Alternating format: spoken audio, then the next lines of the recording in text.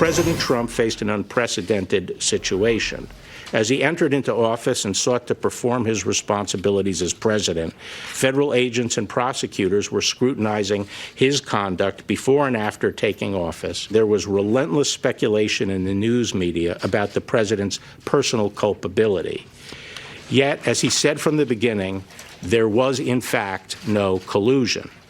And as the special counsel's report acknowledges, there is substantial evidence to show that the president was frustrated and angered by his sincere belief that the investigation was undermining his presidency, propelled by his political opponents, and fueled by illegal leaks.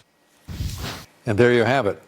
And with us now, Harmeet Dhillon, managing partner at the Dhillon Law Group, a Republican National Committee woman for California. Harmeet, I have to say what an amazing day this is.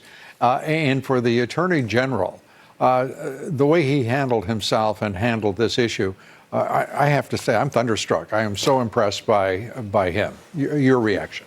Oh, what an upgrade. I mean, I think to use your term, humanity, he was so competent yet humane in the way he described this whole situation, and dispassionate. He really sucked all the oxygen out of that overheated room. And I'm just looking forward to seeing more of this mic drop type performance from our great Attorney General. And amongst the things that we're looking forward to, I assume that we share, is getting to the bottom of what happened at the Justice Department. The Justice Department, the top law enforcement department in the country, the Attorney General, the top law enforcement officer, the FBI leadership, just rank politically corrupt, as were a number of the leaders in the Justice Department.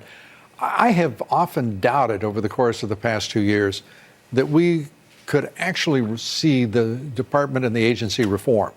William Barr makes me think that we actually could.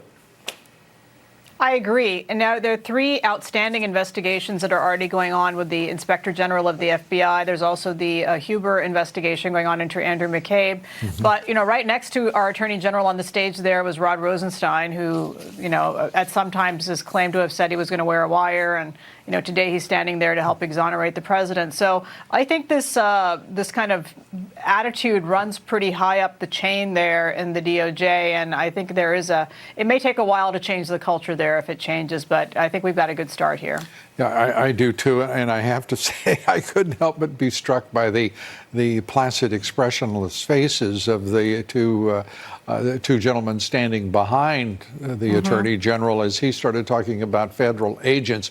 The Attorney General chose the neutral word scrutinizing the president in his campaign, when the word I think it could have been used as well, spying on.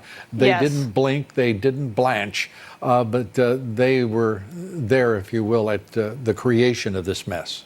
Absolutely. They were Sphinx-like in their silence, but that silence bespeaks a lot under, what has gone on there. And I think we don't know everything that went on against the president and many other Americans, which dates back to the Obama administration. So this isn't just a matter of cleaning up corrupt cops at the FBI and DOJ. It's really, there's some political aspects of this that need to be exposed so that they never happen again to any American, Lou. As the president says, because I happen to believe the president exactly right. I don't know of any president, I don't know anyone, period, who could have stood up to the pressure, the relentless attacks, the assault from every quarter, and it is continuing from the left-wing media and these so-called chairs of these House committees carrying out an investigation. This is a sorry moment in American history that this has been allowed to go on. But this resolves at least the witch hunt.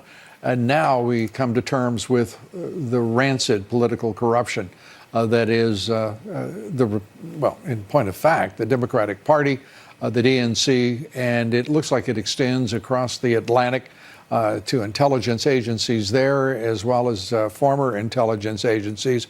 There could even be an active role, for all we know at this point.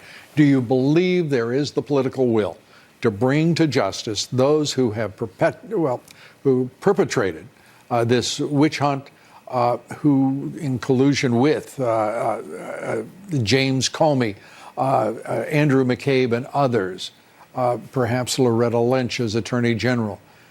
to bring them into the sunlight so that all can see what really happened here?